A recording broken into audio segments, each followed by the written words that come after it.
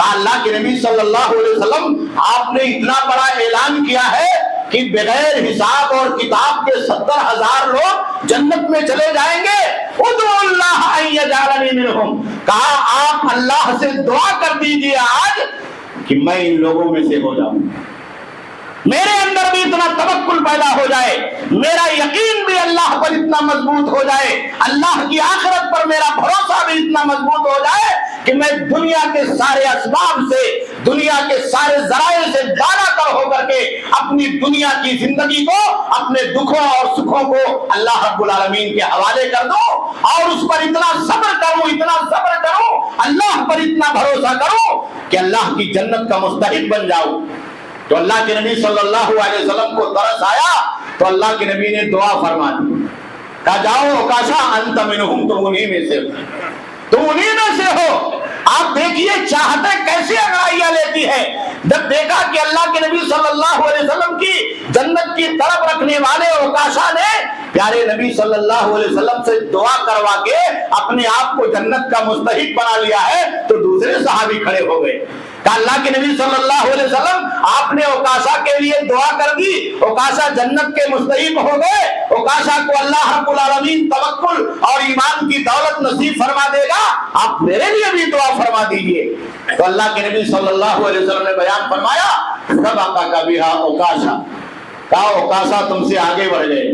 عکاشہ تم سے سبقت لے گئے, اور عکاشہ نے دعا کرنے کے لیے پہل کر دی تو میں نے دعا کر دی. اللہ رب العالمین نے میری دعا عکاشہ کے سلسلے میں سن لی.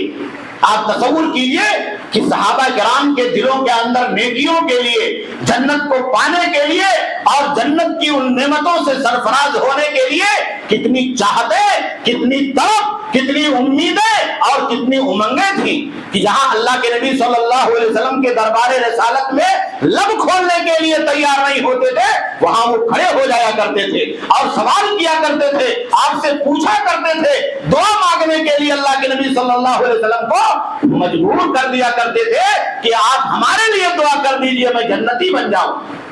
تو یہی طرف اور یہی جذبہ ہمارے اور آپ کے دلوں کے اندر رمضان المبارک کی آمد سے پہلے ہونا چاہیے, اور رمضان المبارک کی آمد سے پہلے ہمیں اور آپ کو دو خصوصی کام کو کر لینا چاہیے. پہلا کام یہ ہے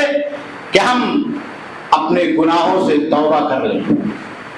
اپنے گناہوں سے توبہ کر لیں اور نیکیوں کے اس موسم کا استقبال اپنی ان نیکیوں کے ذریعے سے کریں جو اللہ رب العالمین نے ہمارے اور آپ کے لیے مقرر کیا ہے. رمضان آئے اور ہم بالکل پاک اور صاف ہو جائیں, ہم اپنے گناہوں سے بالکل دھلے ہوئے ہو جائیں, اللہ رب العالمین کی بارگاہ میں نیکی کرنے کے لیے بالکل آمادہ اور تیار ہو جائیں. اور دوسرا کام یہ ہے کہ ہم اپنے اوقات کو منظم کر لیں.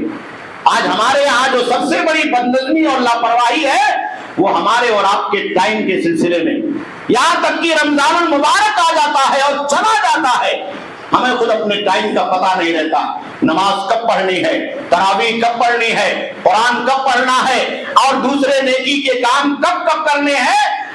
ہم نے یہ سمجھ لیا ہے کہ رمضان نام ہے, اگر آ گیا تو ہماری تیاری سونے کے سلسلے میں ہے اور ہماری تیاری کھانے کے سلسلے میں. بستر تیار رہنا چاہیے اور کھانا شام کو تیار رہنا چاہیے, انواع اور اقسام کے ڈش تیار رہنے چاہیے, اور اسی میں پورے روٹین کے ساتھ ہماری اور آپ کی زندگی اور ہمارے اور آپ کا رمضان کا قیمتی وقت گزر جاتا. اس لیے میرے بھائیوں, آج سے ہی ہمارے جو مرد و خواتین ہیں, مائیں اور بہنیں ہیں, وہ اپنے گھروں کا نظام مقرر کر لیں. گھروں کے نظام کو کیسے چلانا, ایسا نہ ہو کہ ہماری عورتیں صرف کچن کی ہو کر کے رہ جائیں, ان کے پاس عبادت کا کوئی موقع نہ ہو, ان کے پاس نیکی کرنے کا کوئی موقع نہ ہو. ایسا نہ ہو کہ ہم اور آپ سے رمضان میں صبح سے لے کر شام تک اپنے افطاری اور سحری کے کھانوں کی تیاری میں رہ جائے, کیا لینا ہے, کیا خریدنا ہے, کیا چھوڑنا ہے, کیا پسند کرنا ہے, اور کون کون سی چیزوں کو سجانا ہے, اسی میں ہماری اور آپ کی زندگی گزر جائے.